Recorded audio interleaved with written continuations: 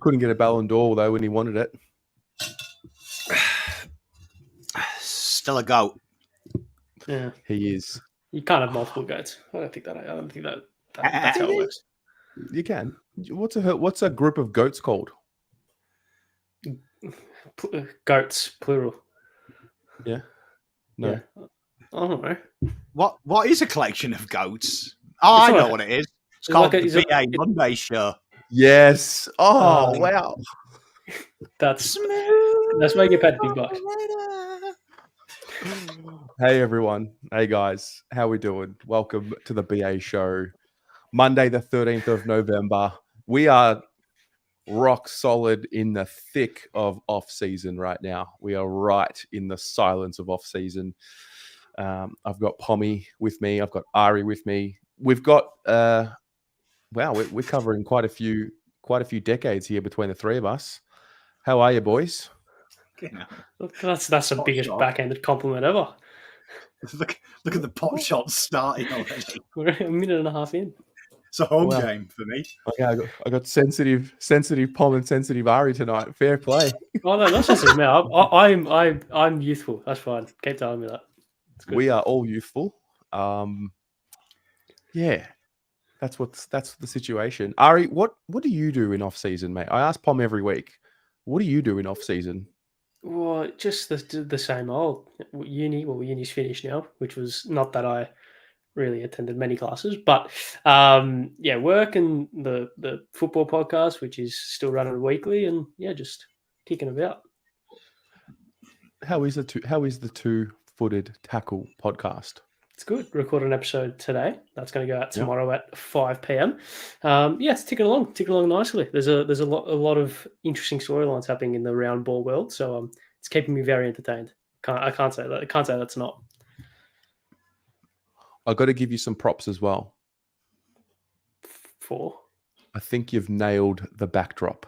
You've done it. Well, funny you mentioned that actually. So I don't know.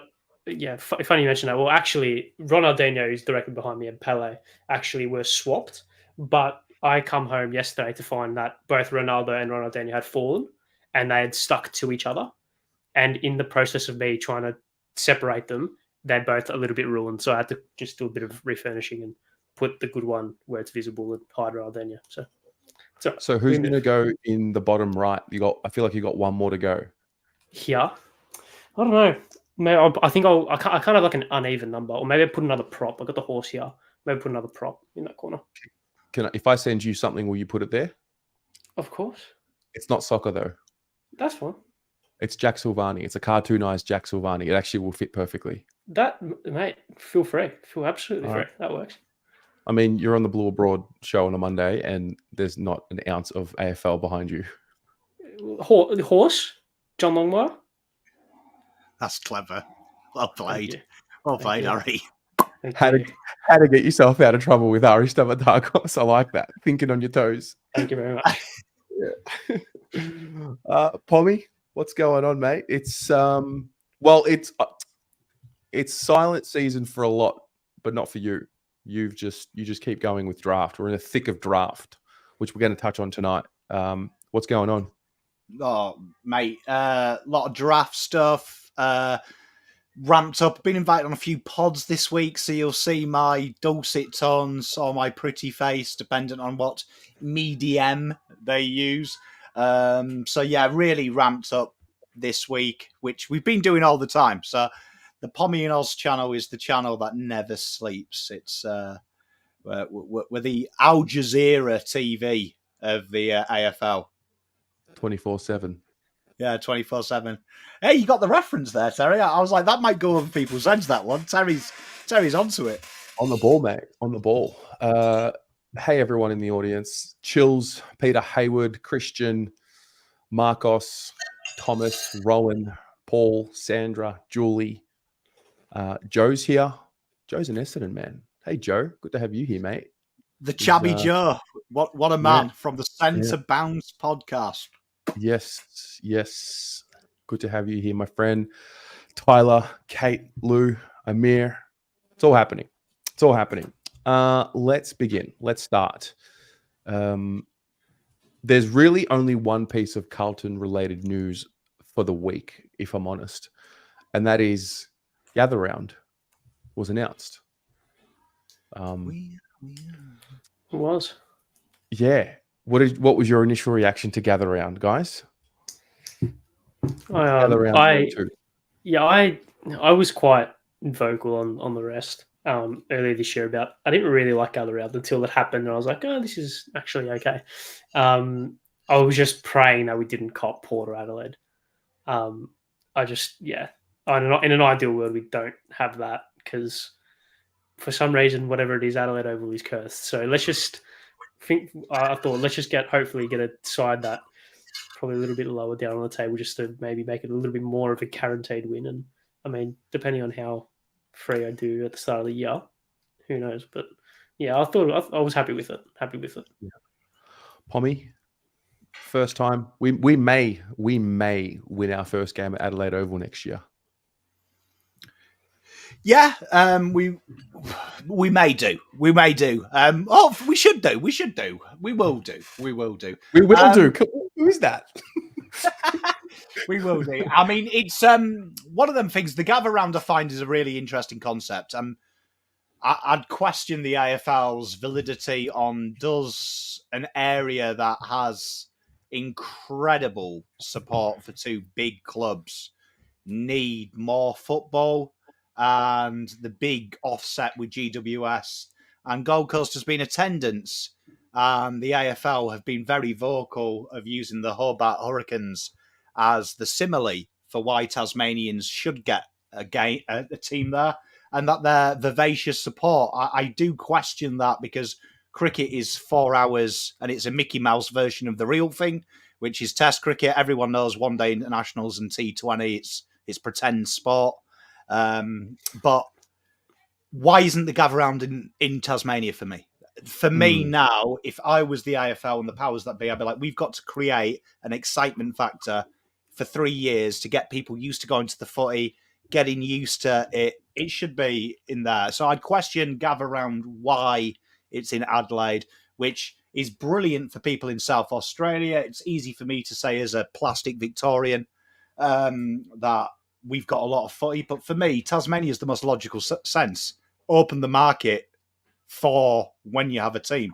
But there it is. That's why I'm not in the AFL, because I think beyond what I can touch. Why don't we do a gather round every year in every state? As in 4 gather rounds. No. Just take the show on the road. Ari, why? No, I don't know. I mean, can you do a gather round in Victoria? Is that not just like most weekends of footy? Yeah, well, sorry. I mean, apart from Victoria, I don't think we need to gather around in Victoria. We have one. Yeah.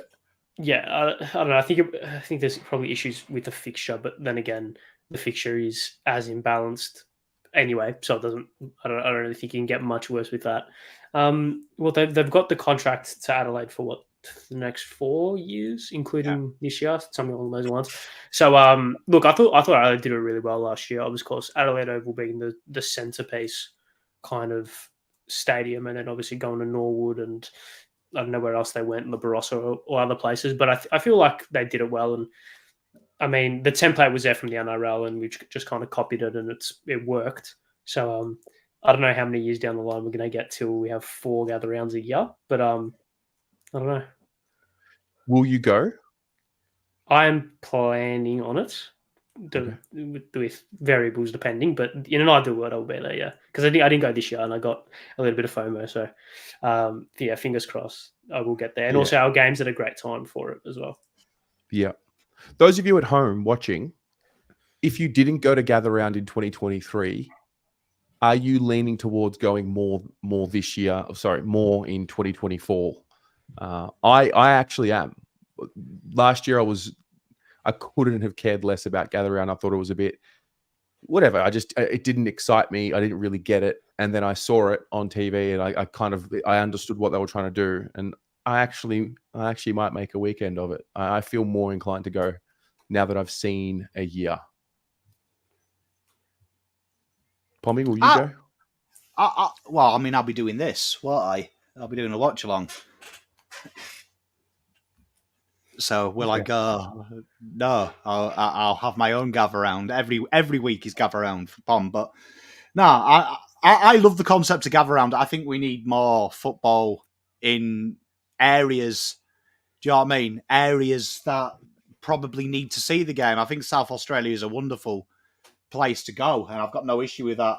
But like, just for me, I think with Tasmania coming in, that's for me, that's the big thing. We don't want another team that 18 teams subsidise, 16 teams subsidise, let's be honest. So for me, I just feel like it's a great concept. The 4-year deal, fantastic. The 4-year deal would have been better for me selling it off after Tassie come, but I just feel that you can see what's going to happen, can't you? You can see Tasmania are going to come in, and the Tasmanians are manic support, and they're going to get around it, but the populace just isn't there. And you would have thought, let's get them used to it very quickly and get people there. So, yeah, but I think it's a wonderful concept. And by all reports and from the TV, it looked amazing. And every South Australian I meet knows their football and they're passionate. So I can't wait to see it. Mm-hmm. The trademark 80. Ood with the 80 says 2024 is ours for the taking. Good evening to you, my friend. I think I saw something today. Aren't they doing an announcement tomorrow in Tassie? Yeah, there's a presser. There is a presser. Yeah, they're doing like they're not telling us what it is, but there is a presser tomorrow. Yeah, I thought we already had a presser to confirm that we're doing a Tasmanian team. It's probably like to announce something else, I assume. I don't know, but I assume it's probably like a development of. Maybe something. It's a gather round. Another one. Maybe they were watching. Maybe they were watching last week, Pommy. Maybe they're going to announce another gather round next week. Tomorrow morning. Would that make it a 26 round year? Could be. It could be. I mean, it's probably more likely they've announced the coach, haven't they, or something? Yeah, they've announced some luminary from Tasmania to be the poster child of it. It won't be anything exciting. Or it could be what we used to have during COVID. Do you remember? Gil had the art of calling a press conference to tell you that there was a press conference tomorrow. That was probably my favourite Gil moment during COVID. Love that. He can speak a lot without saying anything. It's great. We love Gil. Albert says, gather round should be in areas that need development, not Adelaide. That's an interesting take there. I don't mind that. I don't mind that at all. Clinton, gather round for South Australian, dream time round for Alice Springs and Darwin. Like that. Yeah. Well, they did announce 3 games. I think Brian's, if we had it like the World Cup, it was a yearly thing that people bid for it. Made it like the World Cup, bid for it. Why do we have it in yours? That would be cool as well. I like that. I think I used to like, when we used to play at the community grounds like Ballarat and stuff. I froth that. Yeah. Paul, you know what? Yeah, maybe I will. Maybe I will go check out the Penfolds. Try and get an invitation to that $1 million spend at budget last year. It sounded like a hoot. Speaking of the fixture, so we now know. We kind of know, I think 4 or 5 of our fixtures already. We know if the reports are right, we know that it's Brisbane first up, Richmond second, Fremantle in gather round, Essendon for King's Birthday Eve, North Melbourne, that's 6 for Good Friday. Is there anything before the fixture comes out that you want from the fixture in terms of teams you want to play twice or things that you're looking out for from the fixture? Ideally, well, it's always like the Collingwood games are the one that you look out for the most. I actually wouldn't mind playing Collingwood like very late on in the season, like the last 2 rounds. I don't know. I feel like it builds a suspense, especially because both of us should probably be up there in the upper stanzas of the ladder. So Collingwood Carlton in like round 23, get some revenge for 2 years ago. That'd be good. Pom?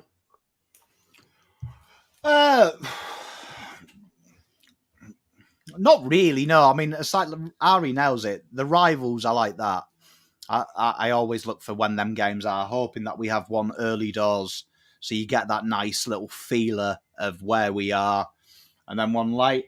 I'm kind of looking forward to presumably having a tougher fixture this year. That's what I'm looking forward to, and keeping us honest throughout the year, giving us the tough ones. So we're going to have questions asked throughout the year. I think that's where we play our best footy, particularly when we had such that poor middle part, and the fixtures got tougher. That's where we come to shine. And I do feel like even when we were rubbish, our boys seem to rise for the occasion more. I trust Carlton more, MCG pack ground versus Collingwood, than I do Carlton versus Gold Coast at Gold Coast in front of 12,000 people. I feel a lot more confident when we're going up against the odds versus going up in an easy game. So I'm looking forward to that. I really am. Yeah. Jack, you're on the same wavelength as me. So I was thinking about this when I was writing it down. I'm like, what do I want from the fixture? I mean, ultimately, whatever is given to us, it is what it is. I don't care. If I had things that I want to see, Collingwood twice for sure. I think the way we did it this season was round 10, round 20, perfect. I don't remember. I think it was 2020 was the last time we played Essendon twice in a year. I'd like to play them twice. I don't think we will see West Coast twice in a season. I feel like I don't think that'll happen. And I feel like we won't play Gold Coast twice. So if we can replace, there's 2 games there. Give us Essendon twice and give us, Richmond, Collingwood and Essendon twice in a year would be unreal. That's the ideal. You'd also want to avoid you want to avoid as many interstate, and ideally probably don't want to go down to Geelong if possible. Probably don't want to go to Perth if possible. Don't want to go to Queensland if possible. So, we can't. I think we have to do 5, right? I think you have to do 5 interstate. Well, does Gallagher count as one? Not for us. It's a home game. Yeah, right. Okay. So, going to Sydney, I feel like we've had a pretty good track record at the SCG, and even at Giant Stadium. So, probably doing that again next year will probably be okay. Yeah. Well, this time next week, Monday, we will have the fixture. We will know. The actual fixture comes out on the 16th, I believe. So we'll talk about it then. But then Monday, I think we would have had a few days to unpack it over the weekend and go from there. So, Susan, great call. Selfishly, I don't want Sunday graveyard shifts because it just ruins the Blue Abroad schedule. It's just too much to pack in. It's like it's real first world problems. But I'm with you. If we can limit the Sunday graveyard shifts, that'd be awesome. Well, the King's birthday Eve will be Sunday night, but I guess it's public holiday the next day. So yeah, I guess it's okay. What do you guys think about the preseason games? How many do you think we really need before the season starts? I like multiple, to be honest. Like, since they've dropped the 2 ratified games, you've seen the clubs, like last year we had that behind closed doors game, then we had Collingwood, and then we had our official practice game. I feel like it's missed a trick that we don't go exactly like Anthony. Who was it who said it about the countryside games? I think Clinton spot on. Wodonga, Shepparton, these rural towns. I think that's great for them and growing the game, and that's my bugbear. I'm not having anything against South Australia having the gather round, but I feel like we look at the draft, the pools are getting shallower and shallower, and we expected that after COVID. A lot of people have defected during COVID to other sports that could play the game where football couldn't in Victoria. I want to grow the game in these rural areas, in NT, in South Australia, in Western Australia, in Victoria as well. I feel like it's a real big part of it. And I feel like that's something that's missed, really, that we've lost a big part of it. I enjoyed the pre-season cup. I really enjoyed it, and I feel like the fans did as well. And I'm pretty sure the players preferred playing in front of crowds than these nothing behind closed doors games. I feel like we've missed something there, and I'm not too sure why they went away. Okay. Chills says that Mildura has spent $50 million on a new sports stadium and oval, guaranteed they would get more people there than what they would in the Barossa, and only half the distance from Melbourne. I was not aware of that. I did not know that happened. There you go. However, Mildura in March will be hot and flooded. There's two sides to every story. I don't know. I don't know what the right answer is, but it's a good chat anyway. Pom, speaking of fan engagement, you had something you wanted to chat about. You picked up from the round ball. What a surprise. Oh, yeah, I did, yeah. I've been following Mr. Ange Postecoglou. Thank you to Spurs and to a lesser extent Celtic fans for giving a chant that allowed me to pronounce a Greek name as well. So shout out to you fans there. But no, I've been following it really well, and I've been following that Tottenham, whether Carlton fans like it or not, are very similar to probably ourselves, particularly 2 or 3 years ago. Had high hopes, but were very quick to get upset when everyone else knew they weren't going to be good. So, as a Manchester United fan, I'm sure Ari can attest, as a Chelsea fan, you knew Tottenham were finishing 5th at the start of the year, regardless of we've got Harry Kane, the best striker in the world, regardless of Jurgen Klinsmann. When they had him, you knew what was going to happen. They were going to get to the semi-finals, maybe of one cup, get knocked out, and fall away latter part of the season. I was listening to the game where VAR did stiff them, to be fair, and they should feel very, very upset with that Chelsea result. I'm sure Ari didn't, though. But one thing that I enjoyed listening to was one Ange Postecoglou, who came into the press conference, and where every other... I wasn't comparing Spurs to us. Their fan base very similar to us. They jump off very quickly. I also took a bit of yeah. I was just what? Their fan base. Their fan base gets real excited and then quickly realizes where it is. But when I was watching Ange straight away, very similar to Vossi towards the end of the year, a little bit more accountability. And hearing him blame more of the players and tactics than the things that went off field. But I was listening to the head of the fan group at Tottenham, and he was on the radio and he was being really grilled, saying, are the wheels falling off? Ange has lost a game now. This is it. And it was his attitude to say that we've spent so many years expecting the world, not delivering it, but then getting on the back when we don't get what we want.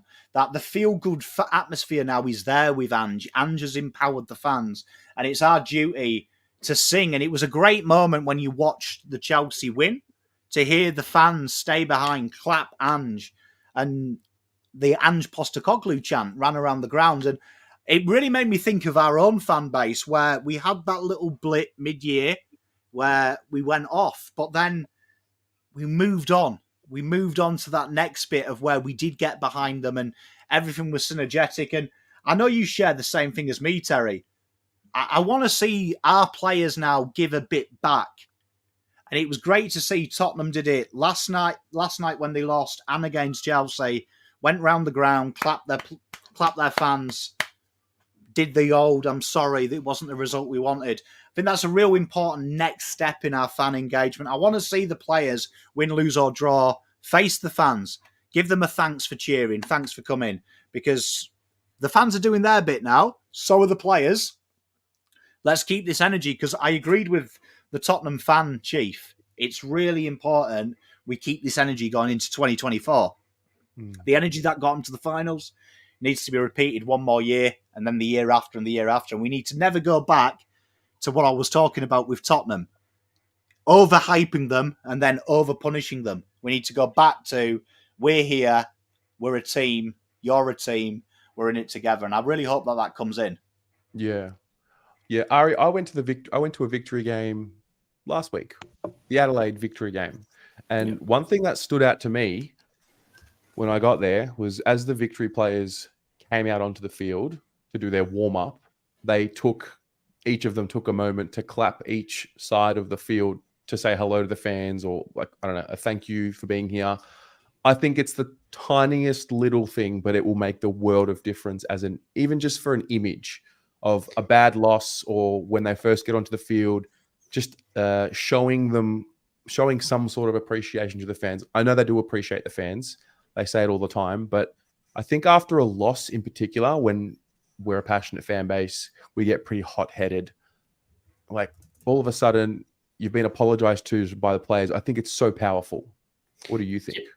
Yeah, no, I fully agree. And I mean, I think one of the small kind of tasters we got of that was the prelim, and when the boys they got into the huddle and they walked off. Probably a little bit vice versa in the situation of the fans stayed to appreciate the players, but that in itself created an energy of like that. To me, is like one of my favorite moments as a Carlton supporter, despite the loss and despite how I was feeling. Just that image and that feeling of thousands of Carlton supporters staying after a loss to clap the players off.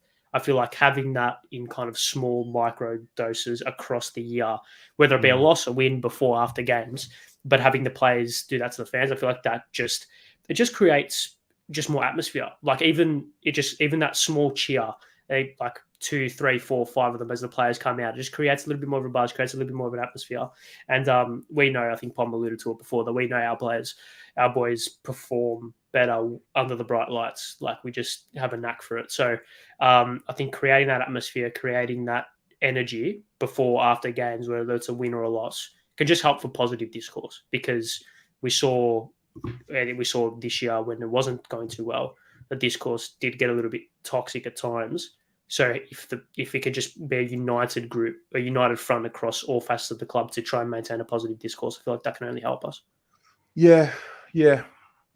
And I think it'll just, because if you think about what happens after a win and after a loss, after a win, it's bulk interviews, bulk content, 20% off flash sale. It's just like we really capitalize on the win. In the loss, it's dead silence, and that's also okay. I think there's a power in getting on the front foot after a loss in particular, and being upfront and honest, and showing a level of, I don't know if remorse is the right word, but showing a level of apology to the fans. I think it can really help take the anger from here to here in an instant after a game. So I'm curious on that.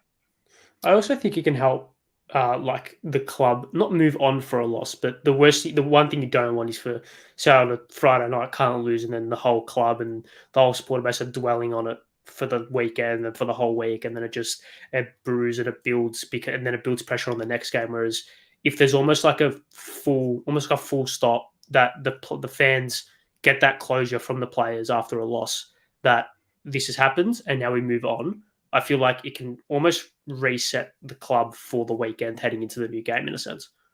Yeah. This is an interesting point. I think us fans will be slower to judge now that the monkey's off the back.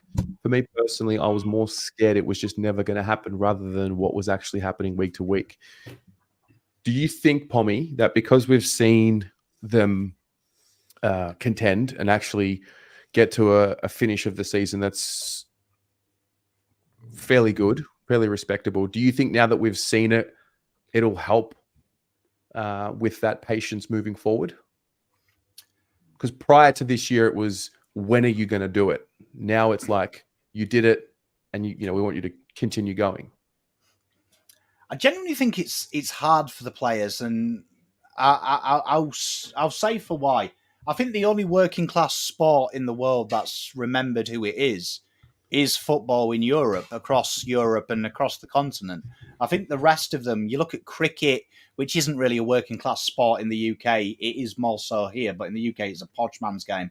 But even if you look at the way the England cricket team have changed, they blame everything other than themselves. Accountability is now a dying art. And you look in football, particularly, I think Carlton have got themselves to blame to an extent, some of the players, because the accountability was shifted quite a bit, where I think, and I agree with Bugs Bell, I think people didn't want the apology. They wanted to know they were hurting, which they kind of shifted after round 12 and started to humanise and understand the fans. And I think Sam Walsh started that with saying he didn't like the feedback, but he totally understood, and he's been there in the stands feeling that pain. And I think when I look at Rangers, I remember the great Craig Moore, an Australian, was one of our first foreign captains. And it's very common in Scotland that the captains front the fans at the end of the game. And I'm talking when they get on the bus, they go and talk to them, and them fans are happy. Them fans are swearing, they call them everything, but they listen and they answer back, and they do get a bit volatile. Craig Moore used to call people over the fence and say, let's have a punch on. Say it to my face.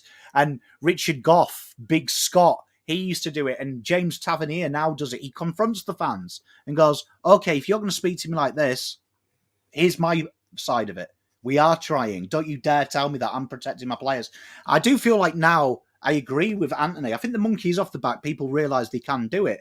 And I think it came from love. I know it sounds weird. I think a lot of that hate came from a belief they were better than what they were showing. But I would love to see them use us a bit more. And I'm not saying say sorry because you lost, but I just think an acknowledgement of we didn't get the job done. And instead of like, coming. I think it was, John nails it. Stop giving the balls out to the kids. Go around the sections of the ground and just go, look, we really appreciate it. You made some noise. It didn't happen today. But you know what? You were brilliant. You were brilliant. We owe you one. And I think that's really important. I think I would love to see sports come in a little bit more and remember working class sport needs people.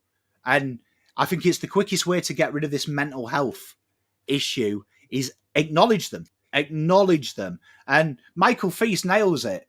Fans make the club. Without the club, it's just a sea. Without the fans, it's just a sea with history. It becomes living and breathing because of the 500,000 people around the world who tune in to watch Carlton. I think that's where you need to get. You need to get to. And I think that takes away the animosity sometimes. Just a bit of an acknowledgement of, yeah, you've done your bit. We weren't very good today, but we appreciate you. And come back next week. And I think that's so important. I feel like most sports around the world, it's not just AFL. AFL probably is the worst, in my opinion, for it, because it's not just Carlton. Loads of clubs disregard the fans. But I do feel like we should be the best at it, because this game has no competition and isn't really relevant anywhere else outside of here. I just think that is really important. You can't be in it when it's good and then against you when it's bad. We are in it with them. We feel the same as they do, and they probably feel more because they're part of it. Yeah, I mean, it's a two-way street. It's a two-way street. We can't be throwing shit at them as well. And when I say we, it is a minority. It is a minority. It's literally like 20 people, 15 people. I do find that amusing, though, to be honest. Like, it happens. It happens in sport. And Jesus Christ, if being spat on over the tannoy and having a Coke can thrown at you is the worst, take a look outside your four walls. Life isn't nice. There is idiots in all walks of life. But I think the vast majority of people, and I disagree with Debbie here, because you know what I saw the minute after that? They were universally condemned. I'd say 99.9% of Carlton fans were disgusted with what they saw, which for me is exciting, because that means we have got a great fan base. There was not many people saying, oh, they deserved it. Oh, that was hilarious. People were uniting against them. And look at the other clubs when something goes wrong. When Betts was racially vilified, there was fans covering up. Carlton fans were very quick to call out the names of the people who were doing that to the players. They were working against them, and they were working to get rid of them out of the fan base. And that's why I think Carlton need to be really honoured how great their fan base is, because fucking hell, Terry, we spent 2 nights changing the rating system because we were accountable and felt like we were piling on negativity. We changed ourselves. A lot of the fans did. The noise, the spirituality I started talking about and getting you all up and about. Like, let's be having it right. This fan base is fucking great. So what I'm saying is the club needs to learn to use us, and not be scared of us. Because I'll tell you what, I'm one of the more aggressive fans. At the end of the game, they just said, look, we were shit tonight. I'm not going to be angry because I know you were shit. But just own it. Like, sometimes we're not 12. I think that's what we need to really carry on. Keep doing what we're doing now, because that was brilliant the back end of the year. Yeah. Okay, let's move into some draft news. Pommy, is there anything different to think about than last week from a Carlton perspective? Yeah, I think. Like, has much changed in a week? I think there is. I think now Kaltumi's come round to the fact that Dan Curtin is logically pick 4 for North Melbourne if you do it. So Good evening. Well, we should have said good evening to Cal Toomey. Hey, mate. good evening, Kaltumi and John Ralph. I hope you're doing well. Much love to you both. I know you're big fans. But no, serious. I think that really what is really important to look at is I think there's going to be 2 shocks in the top 15, which I've got a really big opinion that Carlton are going to go in with their first pick and take best available. I'm going to mark my words now. There'll be at least 3 players who are meant to be top 20 that will fall out of that top 20 because of bids and because of actual needs. It's very interesting. This is probably, from 10 to 20, this is probably the most disjointed 10 to 20 with the needs of the teams with picks, because there's players that probably shouldn't go there. And this is what people need to get through. This is why I'm loving all the draft content, but people forget about how a draft works. You don't take the best player, you take the best player for your team. So, great argument here is someone like Cooper O'Sullivan. If you don't need a key defender, you ain't taking him in the priority of where he is. You're going to take a mid-forward if you need one. So, that's where Carlton are in a privileged position. We've got our best 25, best 30 maybe, with depth. We're taking best player, and that is where we're exciting. We're exciting in them 2 positions, because them 2 positions there, Nick Austin is going to be like, right, this guy's 18th on my power rankings. Fucking hell, he's there. I'm taking him. That's a win. That's a win. And keep a lookout for that. The first 18 picks, I reckon there's going to be 4 bombs in the first 20. I reckon 4 absolute fuck-ups that we'll have a good laugh at. I saw a video on the AFL's YouTube channel today. There's a Greek boy, and I haven't heard you talk about him, Pommy. Young man, Anastathopoulos. Is he relevant to Carlton? Yeah. It is. Nathan, yeah, so he is... I'm only bringing him up because he's Greek and he has a great surname, and we need like a real 5-syllable surname in the league, I think. Pop, can you give it a go for us? On a show with 2 Greeks, am I going to offend them? Like, because you get upset, you lot, when I say I'll give you a whole pass. I'll give you a whole pass. Okay, say it once and I'll repeat it. Nathan Anastathopoulos. Anastopoulos. It's like Close. anesthesia with opoulos on the end. Oh, you're talking about Tom, aren't you? Geelong Falcons, the forward. Yes. That makes sense. There you are. I know you mean now. Geelong Falcons boy. Yeah, he's probably on the verge of outside the top 40. Okay. Outside the top 40. You never know, though, with Geelong. Geelong are probably going to... They genuinely stay home. They're a bit like the Eagles. They like to stay home, and Falcons evidently is interstate to Geelong. They haven't realised that it is still in Victoria. But definitely a player. Do I hope we pick him up? Because I have to do the reviews with you, Terry. I hope not, because I am never learning that name. But if he comes, we'll adapt and we'll work out a way of saying his name. Yeah. Just get someone to dub it over every time you just say it. Just click a button. Hit a button. Yeah. I'll give him a nickname. That's how I get away with it. I don't know if there's anything. I don't know anything about his ability. I saw his name and I noticed that you have not mentioned him at all. I didn't know if he was worthy. Why do you think that is? Yeah, well, that's why I didn't know if you were avoiding him. So nah, he is actually in a video. So we are up to 40, I think, in our pocket previews. So he will be in the next wave. So yeah, watch me dance around his surname. Enjoy that. Just think anesthetic and then opoulos. Terry, I struggle to say anesthetic, and that's what? A Latin word that's converted to English. Yeah. And that's 2 less syllables. Hey, Ari, what do you think we should be looking out for in this draft? Not play. I mean, unless you know players, like, sure. But like in terms of positionally, what do you think we need to be stocking up with? I think overall our list is in a pretty solid spot. I don't think there's any probably barring small forward, but that's, I mean, been covered ad nauseum, right? So apart from that, there's probably not, in my opinion, any glaring issues. I don't know the draft order too well. Probably outside the top 15. So I doubt anyone that I know will probably fall to us. But I reckon just best available maybe. Although, I mean, when you look at, I feel like in some positions we've got good depth. Like we've got our starting 22 are very good, and then it falls off quite drastically. Like key forward, you got Charlie and Harry, and then it goes to Harry Lemmy. So it's like a draft day probably can't bridge that gap, especially at about pick 20. Same with the rucks. We don't know what Murkov's going to be looking at, or Hudson O'Keefe, how they're going to develop. So, probably just best available, and I guess we'll just have to wait and see, because we could very easily develop or find another Ollie Hollands or a Lockie Cowan out of our 2 picks in the 20s, or we could go the other way. So I guess it's a wait and see. Fair.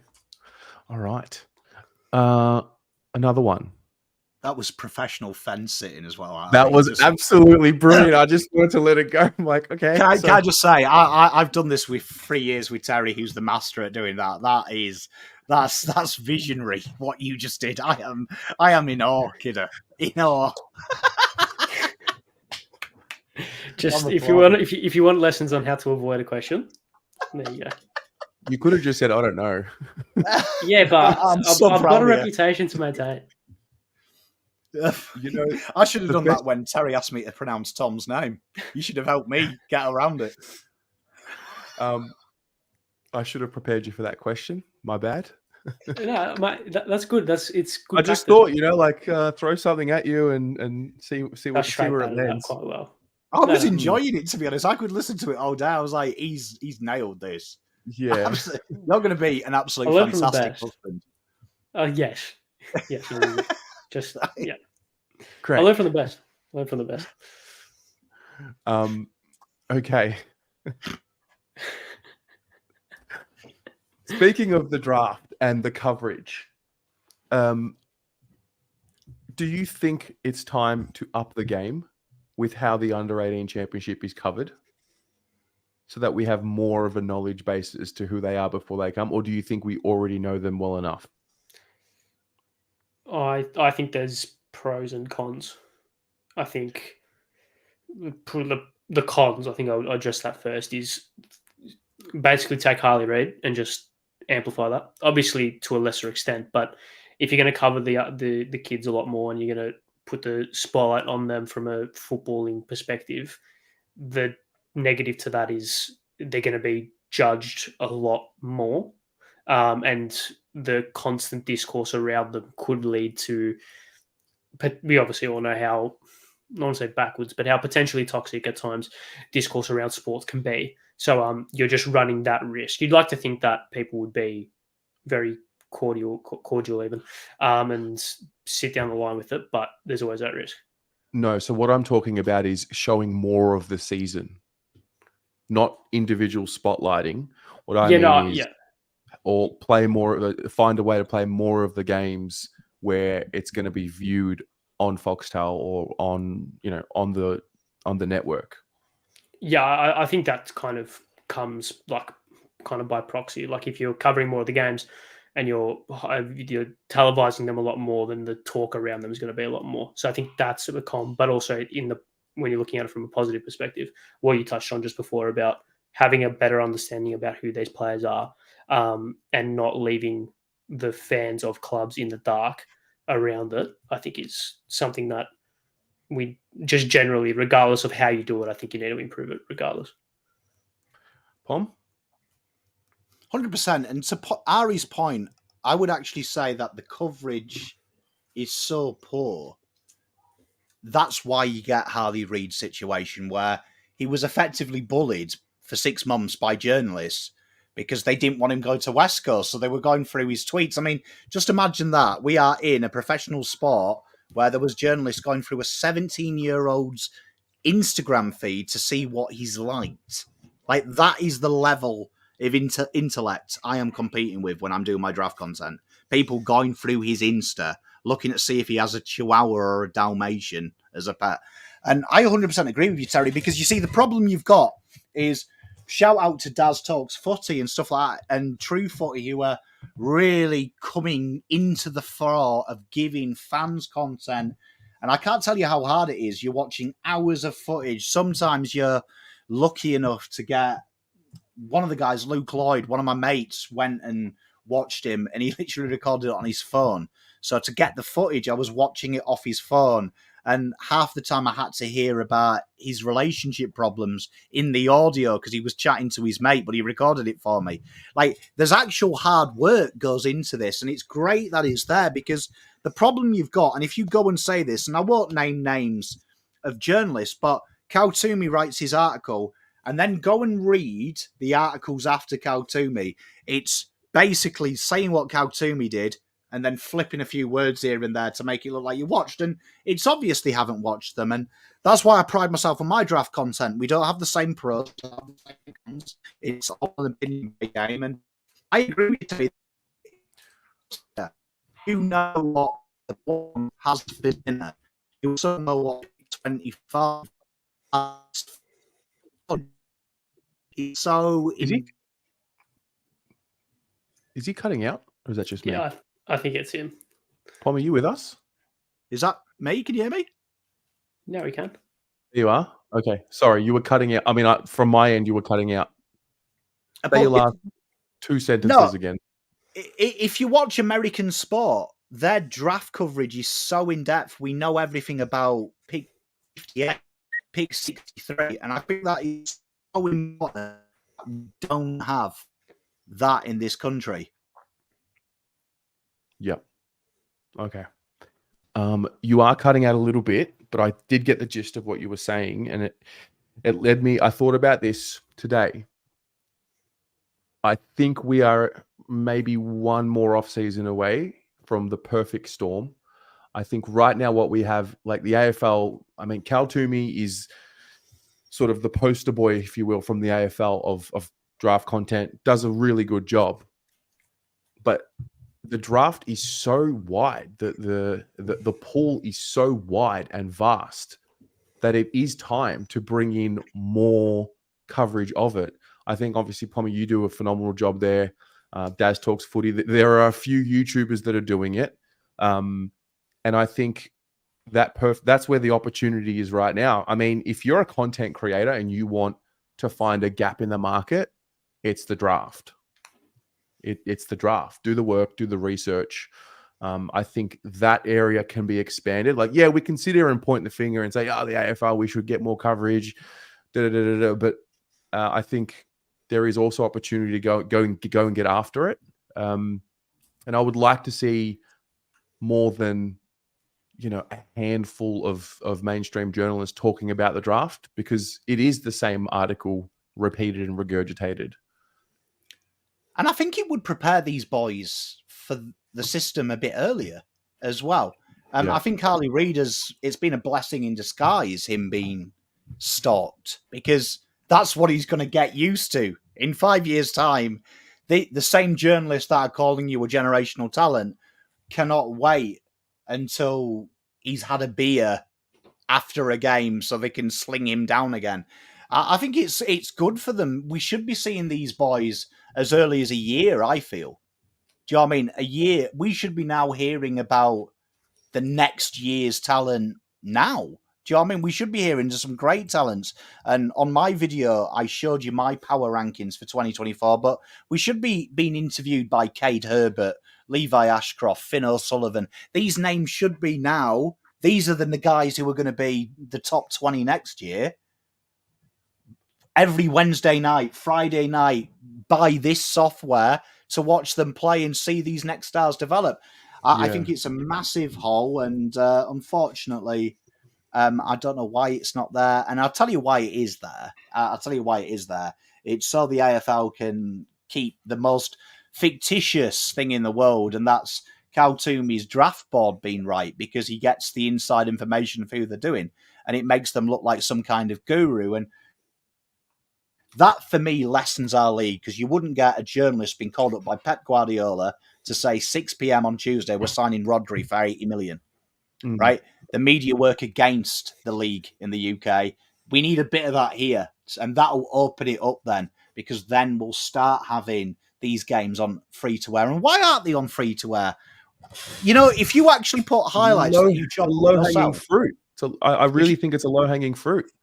if you recorded a full game, just so you know, and you put highlights, because a few of my draftees last year had highlights that were handheld, they got copyright claimed by the AFL because they own the content for someone doing it. So let that sink in. They'll claim the copyright so no one else gets paid for it, but they won't use it themselves. Well, Right.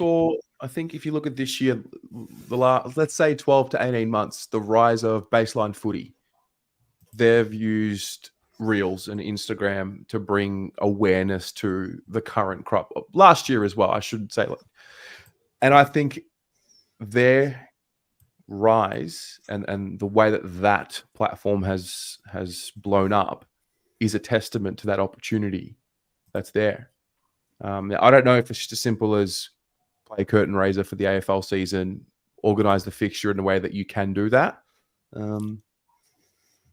But again, this is the time where I'm watching other sports and picking up on little things. So, you know, you got college basketball, college football. And I think that's where the opportunity for our league comes from.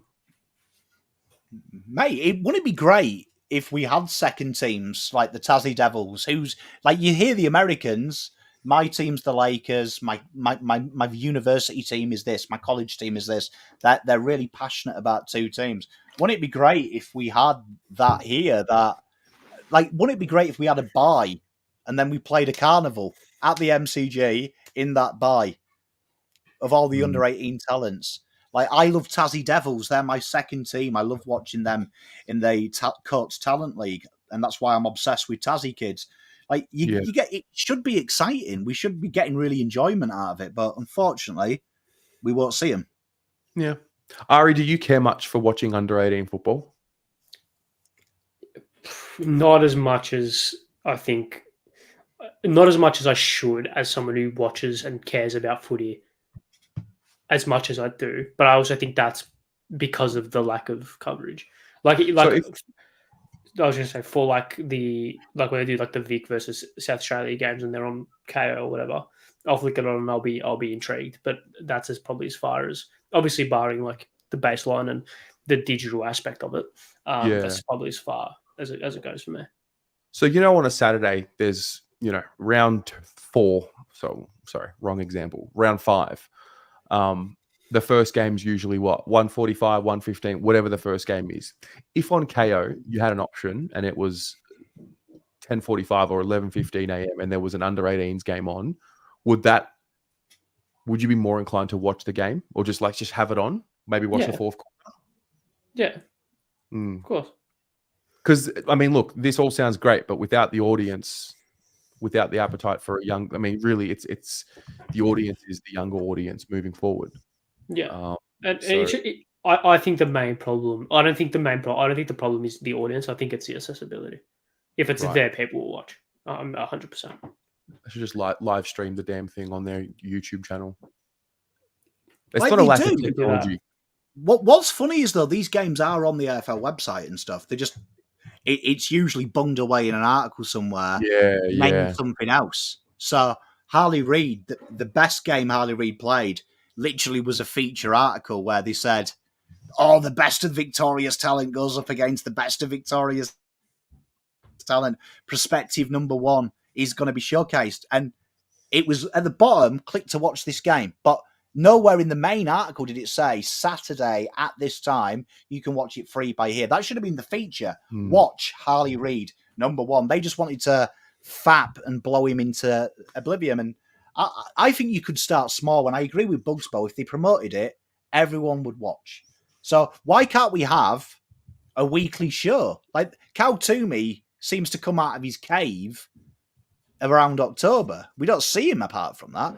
Why isn't Cal Toomey got a weekly show where he's like, right, let's go to Victoria's Coates Talent League. This player stood out. Here's a 1-minute highlight reel. This guy's gone really well.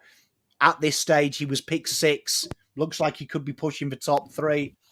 And start to get to know these names earlier, because these players aren't ogres, and the earlier they get used to it, it's so much better. And I just feel like you could bite size it very easily for people. Okay.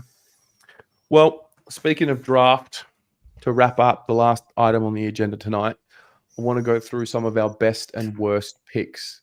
Now, I know we've had a lot of poor picks, but I'll start with I'll start with you, Pom, then I'll go to Ari and those of you in the audience.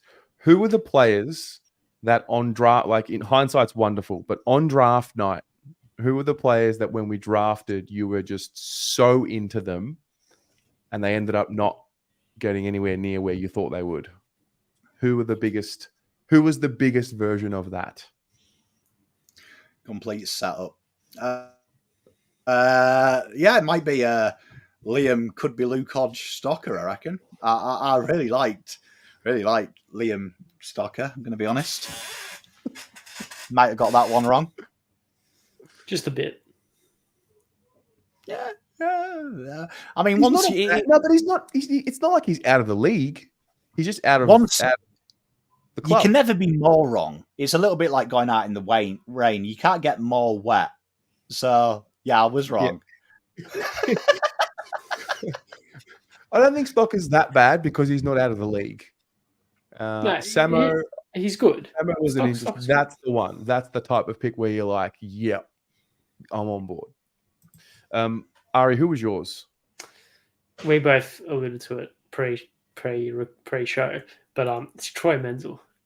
I don't know what it was. I don't know why, but I just thought left foot, medium, small forward to partner Betts and Garlett and Yarra. I thought he was going to be an absolute superstar, and then he just, I don't know, 2014 I think was the last year he did anything of substance, and then just no idea. I went to Adelaide. Did he play a game? I don't know, but yeah, that broke me. I remember he was like, when like you're kicking the footy around like in your living room or in the backyard as a kid and you pretend to be players. Mine's Troy Menzel. Like everyone's could be Jard or Betts or Fev. Troy Menzel for me, and just a shame he didn't make it. Okay, Blaine Boakhurst, that is a good one. I'll give you one. I was gonna say Troy Menzel. There's a Facebook do like on this day 10 years ago, 9 years ago. So the night we drafted Menzel, like I had put a Facebook status, which was my Twitter at the time, in capitals. We've got a Menzel.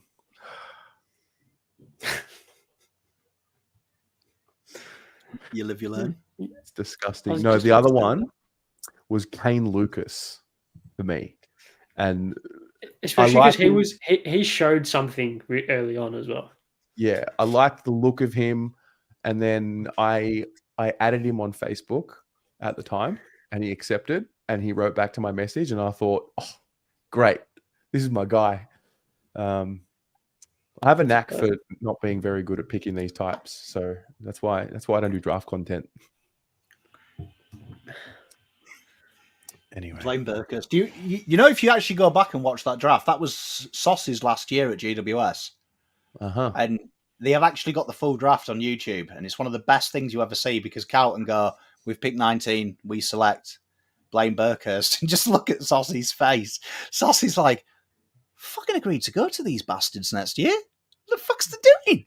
Like, you can see he's genuinely taken aback. And Blaine Burkhurst. Troy Menzel's a good shout, actually.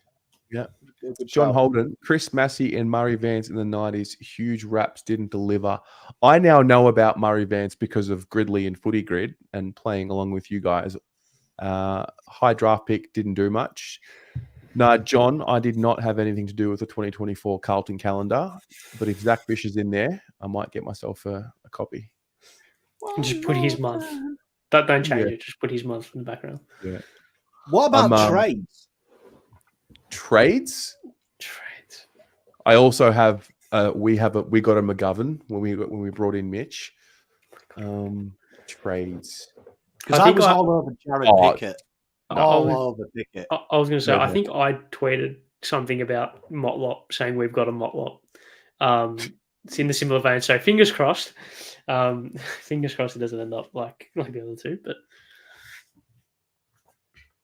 trades that didn't go well.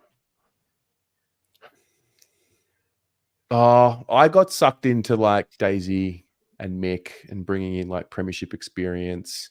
I was also holding on to the dream of, that group, the Murphy, Judd, Gibbs group. And I thought Daisy was just exactly what we needed at the time in Britain. And then it got to the point where I got really mad because people used to be like, oh, Daisy was actually pretty good in 2019 and he was getting like 19 touches a game. And I'm like, I couldn't handle it. I couldn't handle it. So if you watch my Carlton People, you'll actually know the answer to this question. But my favourite player before Charlie was pick 32 trade, Andreas Everett, who we managed to sneak into the team of the decade. He was going to be superb. Everett. There is a world where the Charlie Curnow song is Andreas Everett. There is a world. I think Everett and Matt Wright kind of fit in the same boat. I think very similar. But I was around. I got around the Fasolo hype train. I definitely got around the Fasolo hype train. Yeah, that didn't last long. I remember starting this show and someone getting into an argument with you in the live stream that Thomas Bugg was going to get 40, and then you had a bet with him, and 2 days later he was sacked. I've made some bad calls, never that bad. Richard Hadley was from Brizzy, Premiership midfielder. He was, you know what? I didn't mind a bit of Hadley. He played in our 2009 final. I didn't mind him. I thought Brock McLean was also a good one, but no. He was serviceable from memory. Fine. He wasn't then. Okay. He was billed as like, the help for Judd. The one that's just going to be the extra body in there for Judd. And just couldn't get to the top of his body. He wasn't a bad player. He just... Yeah, it was... It was the classic hype machine. I was a sucker for Liam Sumner. And then why? Because he could run. It was very quick. And shame he couldn't. Shame there was not a lot of other assets. All right. What are the other ones? What are the ones that turned out for the better? Like better than expected? Oh, God. Oh, I can now put Josh Honey on that list before we wrap up that segment as well. Pom got me so hyped about Josh Honey. Fuck. My fault. You have a lot of responsibility. It was my fault for believing. It was my fault for getting sucked in. I liked all the attributes. Who were the good ones? The ones that have been done amazingly well. Oh, look, it's really early, but I was on the Brody Camp hype train when he got drafted. I just thought once he comes back from his knee and he could get some game time, but that's still early. And also he was like a relatively high pick, so I'm not going to necessarily claim that. I don't know. Is this not just a bleak kind of indictment that we are struggling to find names? No, if you think about it, there are some really good ones. Wowdy's got it. I thought Armfield did a lot better than what we thought he would. We love Dennis. Yeah. I thought Dennis ended up, pretty solid. Judd is Judd's the best thing that's happened from a trade. So we're just doing trades that went well? Trades or draft, like recruits. Like Nick Newman, I think, would fall in this category. Like you didn't know what you were going to get. You were not sure, but he's surpassed expectation. I agree with that. I agree with Ari. We take the piss out of the Stocker call and the Josh Honey call, but the Kent call, that came out well. Sensitive. Relax. Jesse Motlop. That turned out well as well. 27, I think. Newman. You know who I actually think is the best, and we don't talk about it, and he doesn't get enough love? Ed? Delisted, unregistered free agent pick, so PSP. Matty always. True. Do you know what I mean? One minute he's playing basketball. I remember doing the show with you, Terry. People going, "Why are we picking up a basketballer? He's older. They're ten a penny." What a get. Matty always is. Do you know what I mean? Because usually that pick that we picked him up in that system, usually they're working at Coles in 2 years, and the guy's our most dangerous forward this year outside of the big guys. What a player. Yeah, good call. Good call. For those who were watching the Blues in the 90s, correct me if I'm wrong. What was the name of the guy? Number 19. Earl Spalding. No, No. that's number 11. He kicked like 50 goals in the season. Had the long hair with the ponytail. I know his name. Left footer, Pierce. I think. Brad Pierce. That's the one. Wasn't he like a random pickup from nowhere? I think that. Yeah, Brad Pierce. That's it. I've seen Sam Carriage's name in the chat. I'll pay that. I'll pay that. Didn't I'll want to pay pick Sam Carriage. Yeah. He had that game Okay, for the Sam Crows against North at Telstra Dome where he kicked like 6 or whatever it was. Yeah. Um, I'll even give Andreas Everett. He was the first one I thought that would be off the list, and then he became a critical part of the team. Like I said, I think Everett and Matt Wright are in that bracket of very understated, but just did their job. Just did their job. We're fine. And I mean, before this year, I think we could have probably used Matt Wright because we needed some goals out of our Oh, small John, group. don't fall out with me. Aaron Mullet, hey, I won't say a bad word about the Muzdog, mate. Not on this show. Mullet gets a whole pass. Gets a whole pass. Imagine playing that many games and getting delisted. Player. That's a stitch up. That's what it is. It's a stitch Cult up. hero is Muzz. If you're watching Aaron, mate, number one fan, buddy. I've got one. I've got one for the other topic though. The ones that we thought were good, but turned out not that good. Okay. Kim LeBoy. Oh, because of that goal in pre-season. Because of that goal from what pre-season. What a perler, son. I saw that and I thought we've got. I was like, we've got Stephen Milton and Eddie Betts and just combine them, and here he is. I was all over the King LeBoy trade. We were in a dark place. I watched that goal at least once a week. It's literally saved in my phone. I enjoy just bringing it out because the commentary is electric as well for a pre-season goal. It's absolutely stellar. Absolutely stellar. Brilliant. Good shout, Harry. Yeah. Josh DeLuca. Do you remember we didn't really have good luck with mid-season. Do you remember? Yeah. Kick that goal against the Saints. Let go a little bit too early. This is the other part. Do you think some of these players would have fared better if they were drafted now to our club? Like how much blame do you apportion to the pick was wrong or the club / environment was wrong? I think with the right chairman and an actual coach, they would have probably been all right. Like I'd imagine Michael Voss would have realised Josh DeLuca isn't a forward pocket. Gibbons, he could fit in one of these categories. Gibbons is good, 100%, 100%. Gibbons, I think Voss would froth him. Guy that can play midfield, who can also because the last two coaches were very typecast, weren't they? They were very typecast. Like he's too small to be a midfielder. Gibbons and DeLuca, but both destroyed VFL State League football. Destroyed it. Not even close. And they were always desperate for Cripps out, weren't they? Always desperate, and we played them forward pocket or sometimes full forward. You played Michael Gibbons full forward.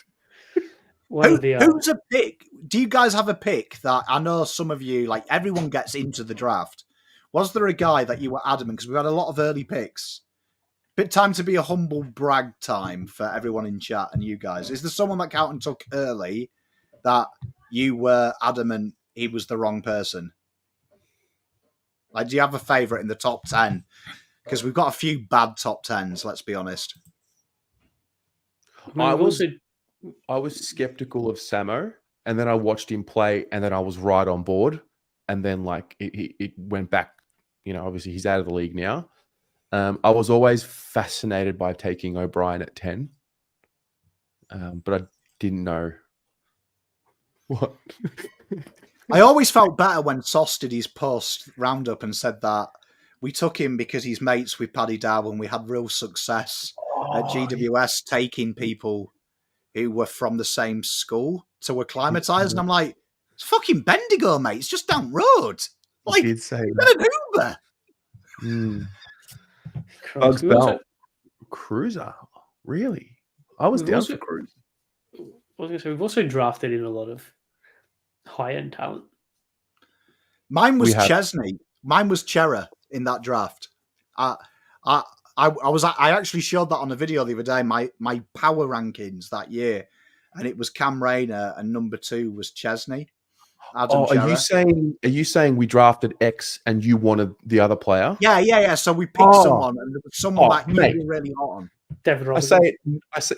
say it nearly every week during a season. It's Philp was there. Listen, love Sam Philp, but like Devin Robertson was on the table, on the board. The captain of the WA team was there. And I did that live with Dane. I remember doing it. And me and Dane were so excited because we were like, it's Devin Robinson, Carlton are here. It's Devin Robinson. So we were cheering, and then they went, we've picked 20, whatever it is. Carlton select Sam Philp, and me and Dane were like, who? Is he real? I couldn't believe it. I remember that. Yeah. That's probably the only time where I had done some research or just had a theory of what I wanted. If there's ever proof, the most overrated facet is pace. Sam Philp is it. That's old school football mentality, because telling you now, he was pick 40 all day. All day.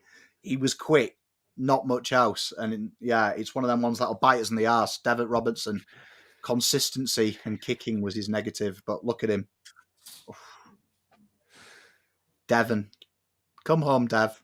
What could have been?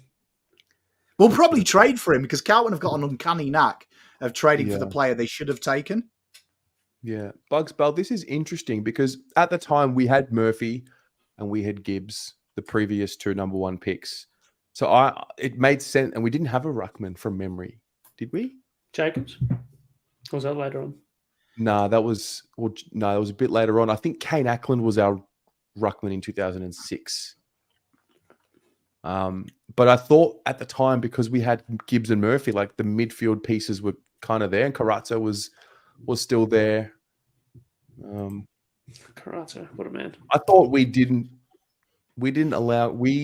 put Cruz into the AFL straight away, and I think that might have been what hurt him in the long run. 20 games off the bat is mental. Yeah, for a ruckman, when you got peak Shane Mumford playing, like the big boys are in there.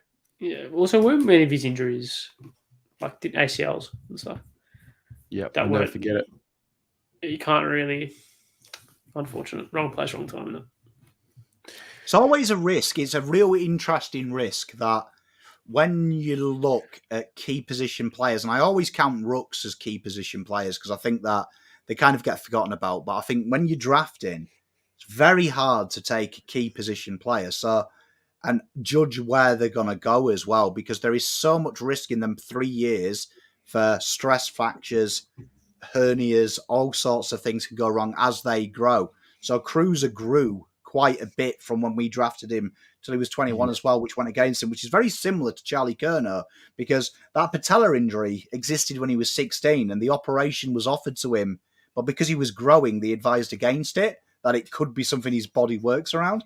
But if you actually go back to the Harry Mackay draft, and I always laugh at this, Sam Wiedemann the Jacob Wheatering draft, everyone was on the Wiedemann train. So a lot of the pundits were saying key position defenders are a higher risk than a key position forward. And loads of clubs had us going for defenders and going for forwards. So it's a real risk when you're that early. And it's why you don't see many go that high who probably deserve to be. And Bugs Bell's right. You look at Gorn, mid pick. Do you know what I mean? Grundy again, later than the average bear. They're genuinely. That's why I'm hot on Mitch Edwards this year. He has the shades of he's played with men, and he's got the size, and then you don't need him. That's the key thing. You don't need him but you can see the potential. They shouldn't play for 2 years, 3 years. And there is a great argument. Some sports scientists talk about key position players shouldn't enter the draft at 21. And that's why. John, that's it, John. Yeah, Shaki. They were huge on Carlton, were mental. Shaki was a generational talent. I think 9 out of 10 draft boards had us taking Shaki. And that's where you can fall wrong, because any idiot can kick goals if you're tall in junior football, I can tell you. Any idiot can. It's not that hard. It's a height game. Well, we got that draft incredibly correct, incredibly right. Can you imagine Love Shack now? Love Shack, baby, Love Shack. True, we do tend to focus on everything that went wrong. There were a few things that went right. And one draft can set you up, and one draft that one draft has certainly set us up. Drafting 2 generational forwards within 2 picks of each other is pretty good. True.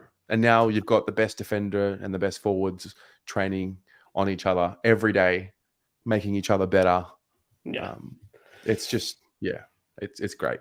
Does that kind of, I mean, sidetracking a little bit, but does that kind of make up for the other poor ones? That, like Sauce, you can say whatever you want, but he got 2015. And also you could say that Kerner was the obvious pick, or Mackay or Wheaton were the obvious picks, whatever. But he's got three of our top 5 players are in that draft, and then you've got Cunningham, who has the world at his feet, and Silvani, who, while being a father's son, still is an incredibly valuable footballer.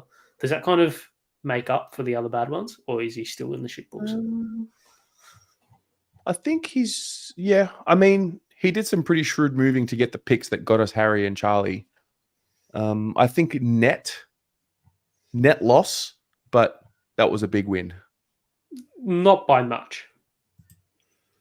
Not by much. Like a net loss, but not by much. I think the big thing people forget is it's very easy. The percentage rate, apart from the pick we took SBS at, historically, that's where you're getting the best players from. So if you're drafting with 1s and 10s all the time, you should have a pretty good list very quickly. It should be. That's statistical. I think the problem I have with Sauce is I think he's average, right? Which is good. Average is good in this caper because you remember the bad list managers, right? I think Nick is a better acquirer of talent, as proven from his time at Richmond, the Doggies, and that. I think Sauce maybe has the old school negotiation, which is dying in this game. Teams are becoming fairer. Look at Graham Wright at Fremantle. But I do think if you look at Carlton's after 10, and I always say this about 2015, remarkable draft, Wheaton was pick 1. I think if you look at them junior years, if you were redoing that, your arguments are, is it Clayton Oliver or is it Jacob Wheaton? And I think when you look at Murray Bush Rangers at the time, Shaki was the only tall in that side. So his numbers were very inflated. And when he played state for his representative side, it wasn't crash hot. But then I think Mackay was obvious. If you were taking a forward, Wiedemann had gone. The next best on form was Harry. And then after that, Charlie, it was getting to the point where it was way too late. You know what we were talking about with our first rounder this year, our first pick? Same scenario. Charlie was a top 5 player who had fallen so far that the risk now was negated. Do you know what I mean? Is negated. And you see him, Wowdy makes a great point, Cripps is that big problem in the AFL. They get excited by inside midfielders who are already built like men. Cripps wasn't. So that's why I always say Jason Horne-Francis overrated, because he was a thug compared to the kids. Massive compared to them. You've got to look at them idiosyncrasies. Jake Rogers is a guy to watch this year. Quite panned because he's diminutive. Watch him play, though. He plays like Cripps. He's a brute. And he'll be all right with men. Some of these bigger boys, when they come up against Cripps and Cripps is throwing them into the stanchion, see if you're big and hard then. A lot of them won't be. Just like maybe a little bit different because this guy's a key forward, but Jed Walter seems like a 28-year-old man's body and an 18-year-old. Is that a similar case, or will it be different because he's a forward?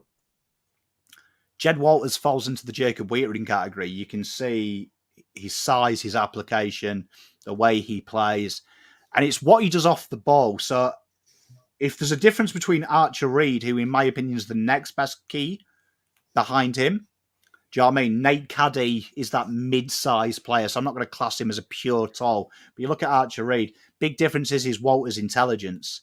Like, you see that when the game's not going his way, he's still making them leads. When he's not kicking 5 goals a game, he's still supporting his man. So when he comes into the AFL, he's not going to be the star. At Gold Coast, they're not going to say, right, you're playing full forward. We need 60 goals from you this week, right? They're going to say to him, learn your game. Learn your game. Feed your wind. Levi will take the bigger body. Ben King will take the next bigger body. You're playing third. That's important. So I think you've got to look at it that way. Like, talent is one thing, but you can't take talent if you need it as well. That's where North have got a problem. You've got to take someone now as well. That comes into it. Carlton, if we had pick 1, in my opinion, Colby McKercher is a better player for pick 1 than Harley Reid is. Harley Reid is a perfect player for Carlton. We don't need him to be brilliant. We need him to be brilliant in the future. But Eagles need someone to play today. So you could make the argument then Colby McKercher is like Sam Walsh. He's going to be 30 touches. You build your midfield around him. Harley Reid's the icing. So it's where recruiters have an issue. So Jed Walter, I think, would be pick 1. In my opinion, if he wasn't tied, I think he's the best forward in this draft. And I think most of the top 4 need a player like Jed Walter. Most of the bottom 4 clubs would need a career generational forward. But AFL's corrupt, and evidently because you go to school in Gold Coast, we'll just give you another free pick for Bants. Not like the AFL to do that. Bugs Bell just wrote here. I don't remember this exactly how it went down, but Bugs Bell saying he remembers exactly what happened when the AFL took our picks away.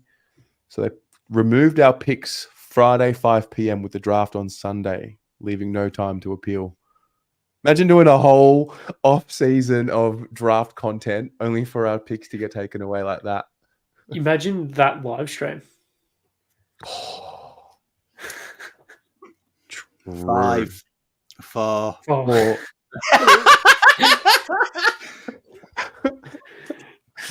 Tom, where are you? Who was here in the chat?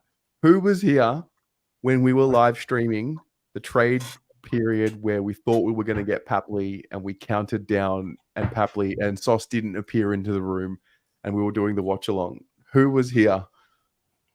Because if you were, congratulations. I was, unfortunately. Yeah, it was you and me on stream. Yeah, no, I was going to say, I was, unfortunately. I remember your first sentence back was, you know, you don't piss in my pocket. Tell me it's raining. Yeah,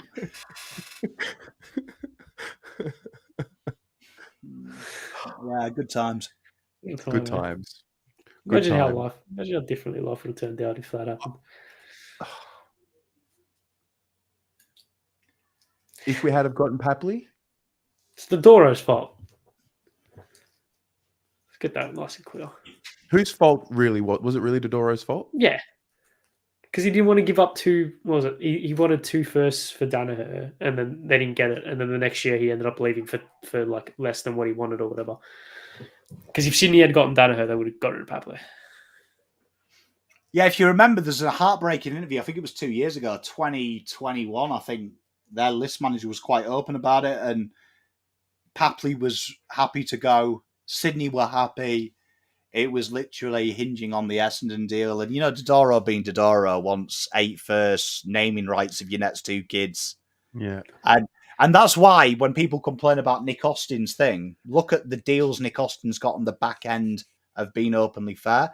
Blake Acres, there was a great interview with Fremantle saying that Graham Wright, former Fremantle, he's now at Collingwood, talking about how it was easy to get the Schultz deal done because they've got good credit in the bank and they know they'll look after each other down the track. Look at the Akers deal. They came out and they wanted a late second. Carlton only had a third. That deal got done in about 12 hours. So it's them little things that do pay you back down the track. It's having that good camaraderie. Do I like it? Not really. But that is how this league works. And you've got to play the game, unfortunately. And yeah. Don't hate the player, hate the game. Canelio, do you remember Canelio? That was all locked and loaded as well. And then Gill was like, oh no, stay and I'll pay you $2 million off the fucking books through some hooky companies. But I also took Carlton's picks off them for doing the same 10 years ago. Well done, Gil. Cheers, mate. You know what? That GWS, we'll call it, that wave every year where like there was just the next GWS name that was coming. There was Cornelio, there was Shield. Taranto is the most recent one. I'm grateful none of them actually landed for us. Like, imagine we traded pick 1 for Shield. That would have been a disaster. We would be. Do you remember Wayne Carey? They've started that with Harley Reid, interesting, and I've been doing lots of videos about don't trade Harley Reid because that was Wayne Carey's argument with Carlton. Carlton need to give up Sam Walsh and bring in Tom Bugg, Harrison Petty, players, and remember get get creative, do something. Trade a generational talent for 4 fringe players. Generation for talent for 3 guys that currently don't work anymore. 1 guy that fucking is a professional Instagram model, and 1 guy who just gets in the team. Yeah, brilliant. Oh. Bravo, Wayne. Hey, well done, mate. I want to try to find that thing if possible, because that was all time funny. When he goes, when he says like they should trade whoever they said. I'm going to find it right now. Oh, got it. Oh, there you go. 9th of July, 2018. The draft doesn't work. Oh, this is brilliant. Stand by. The worst was Paul Roos did well as well. Do you remember? It was with Adelaide. It was Jordan Gallucci, Paul Seedsman. Oh, Jesus Christ. But he was very similar to Wayne Carey's deal, but he said he'd go to Adelaide. Yeah. There we are. They will get the number 1 pick. They're going to finish on the bottom of the ladder. And watch for that Matt Lloyd's face when he says it. The reason why I say to them, trade away the number 1 pick. An 18-year-old now. Trade away the number 1 pick. For an Andrew Gaff, a star player. No. Guaranteed star player. Not just 1 star player. I'm not going just after an Andrew Gaff or a Shield or one of these guys. I'm saying go and have a look at clubs that have got big depth, Richmond, Melbourne and these clubs. Pick up 3 or 4 players. Examples? Give us an example of Melbourne. Be bold. Well, you've got Bug, you've got Dom Tyson, you've got Frost, who's just got back into the team at Melbourne. So there's plenty of fringe players at Melbourne that aren't getting an opportunity. You trade the number 1 pick for VFL players. So would an 18-year-old going into Carlton, no matter how good he is he going to go into Carlton and make a massive difference? Look at Rayner at Brisbane. How much of a difference is Rayner, number 1 pick, don't get me wrong, developing very nicely, but how much of a difference has he made to Brisbane this year? Isn't that what they're saying about Carlton's list already, that it's already filled up with too many players from other clubs? It's already filled up with too many number 1 draft picks that haven't come on like they thought would come on. So they need to go and be bold and brave and get a number of players that can come in and impact this club straight away next year. So they go to one club that's got a number of fringe players that are still good players and package it up 3 or 4 for the number 1 pick. Absolutely. Right. What if they get another Kerno to play at the other end of the ground? And what if they get a dud? What happens if they get Sam Welsh? Now, Sam Welsh is potentially a number 1 out of the Geelong Falcons. This kid is ready to play. He's ready to play football today. So he'll play in round 1 next year, probably. But is he going to make a huge difference? And I think he is going to have an impact in his first year. He's pretty He won the Lark medal at the championships. So are you saying, you think he could come in and have an impact? And there's a lot of people. No, I'm sure he'll have an impact. There's number 1s. The number 1s are littered down the line that have not come in and had a big impact. I'm not bagging all number 1 picks, and I'm simply saying you talked about developing of players. Well, clearly, if you think Carlton have struggled to absolutely develop, these young players, I sort of disagree to agree because Cripps and Curnow and these guys look like they're developing nicely. I'll say the problem is though, it's a huge risk. A guy like Wiedering at the moment, everyone's having a go at Wiedering. Wiedering's playing in a defence that is really poor at the moment. We know that obviously Doherty's out of that team. He's one of the leaders, but he's playing in a defence that doesn't know what he's doing. He's taking the number 1 forward. He should be being an intercept player in the development stages that he's in now. If you put him in a good team, we'd all be raving about Jacob Wiedering right now. The problem with keeping on going back to the draft is that eventually Murphy and Cruiser and Simpson are going to fall out of this team. That's right. Draft doesn't work. And you're just going to be in the same problem. What a time. It's the names as well. Like it actually gets worse. I just want you to go back to the AFL year when he said that.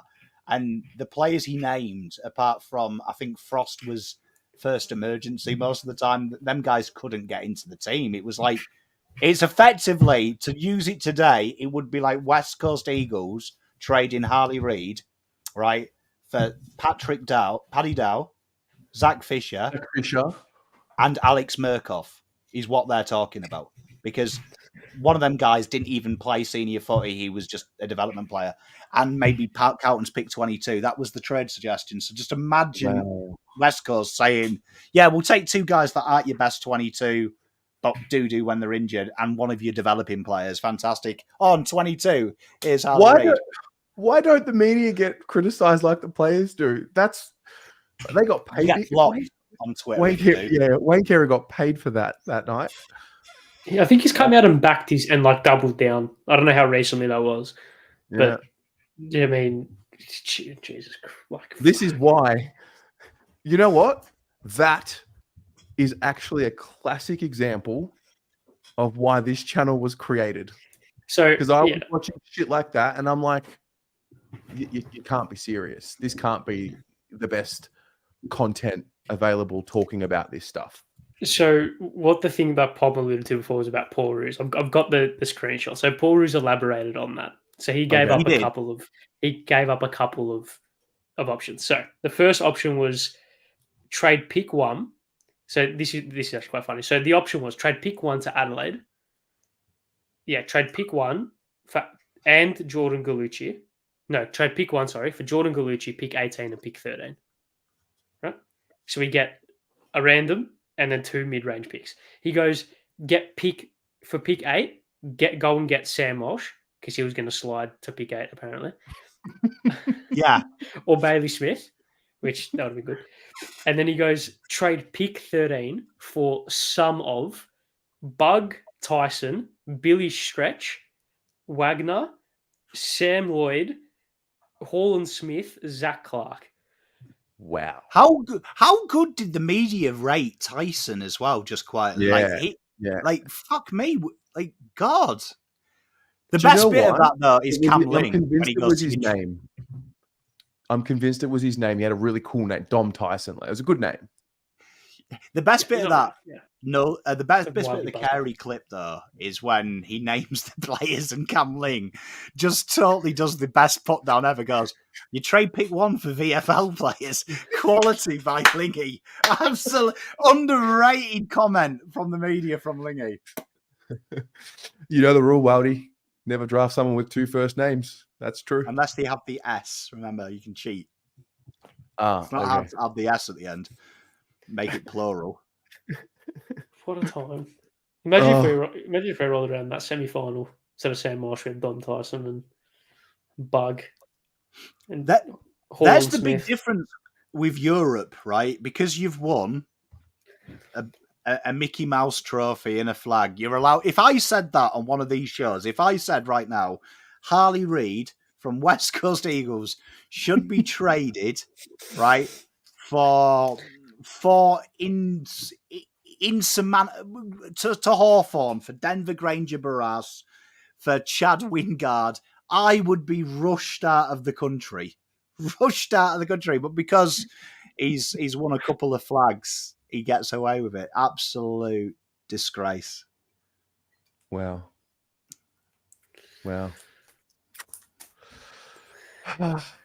Anyway, I missed the footy. I actually miss it for the first. This is the first week. I missed the footy. When's the first open training? I don't know. I think we'll find out. Surely you're in the know. I want to know. How good normal fan, just like you. Just like me. Yeah. How good do you reckon Dom Tyson would have been at Carlton, though? Yeah. He would have been one of those players that we were speaking about before. Yeah. Well, what if Duck is a genius and there is like a transient world where Carlton traded and Sam Walsh wasn't as good as he was and Sam Frost became AA, key position defender. Dom Tyson had the 2017 Dusty year, Do you know what I mean? Like, just imagine there is an alternate universe where Dom Tyson is currently the best player on the planet. Oh, dear. Quality. Do you know who didn't get a mention before? Reece Palmer. New environment. He's, won the Rising Star. He's going to come to Carlton, come to a big club, play in front of lots of fans. Also won a Moorish medal. They don't hand them out. He did also win a Moorish medal. What is the Moorish medal? Is that best under 18s? Best junior footballer, yeah. It's like the Brownlow for kids. Yeah. It's like a Happy Meal, Brownlow. Yeah, okay. Only good players get it. You're guaranteed to succeed. Yes. Yeah.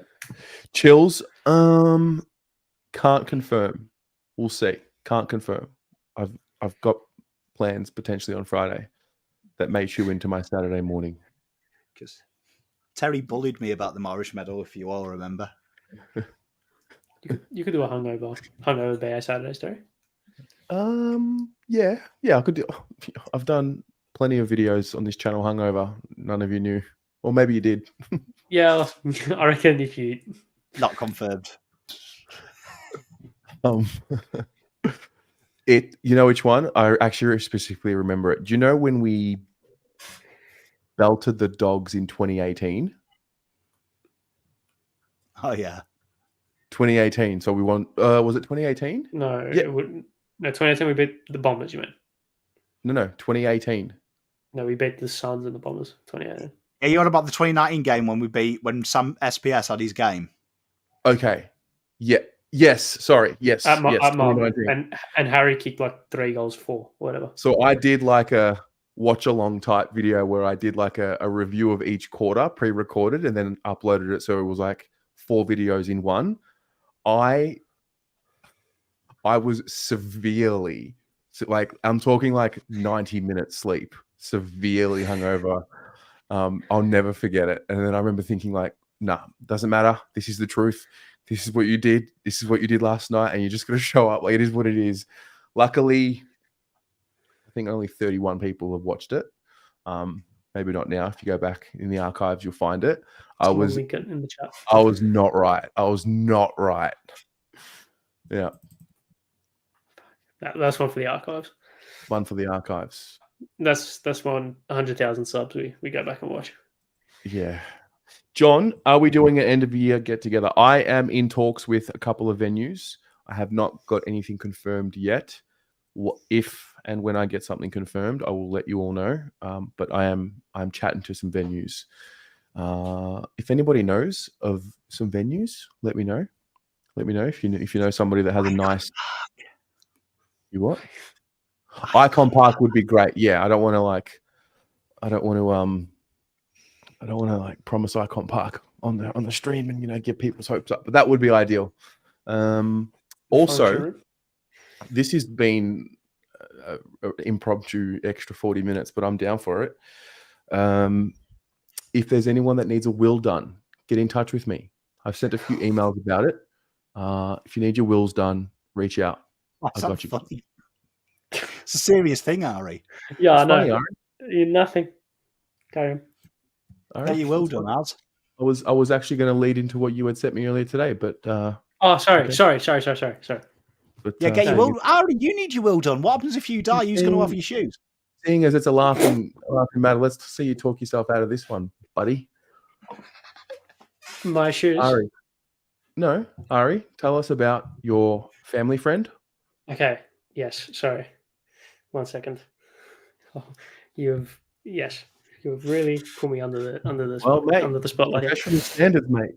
Yeah. Sorry. So, everyone, a good friend of my mother's, her through people she knows, someone that she knows, her kid is currently in hospital fighting a very serious battle.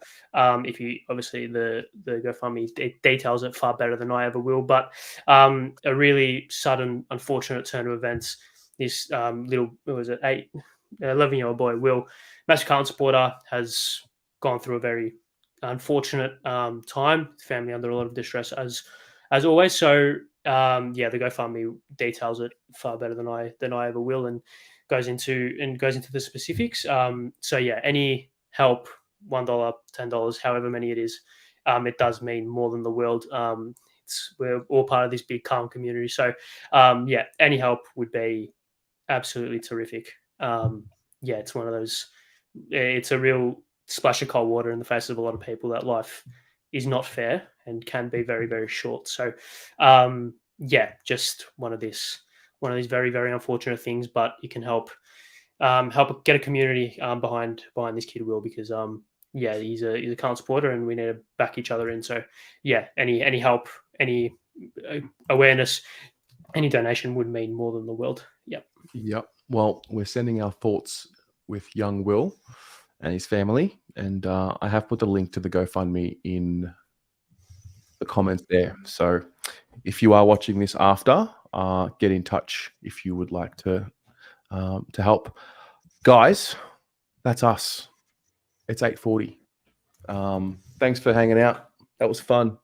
Ari, thanks for being here. Pommy, thanks for being here. Hey, my pleasure. Thank you to the audience for being here, more importantly.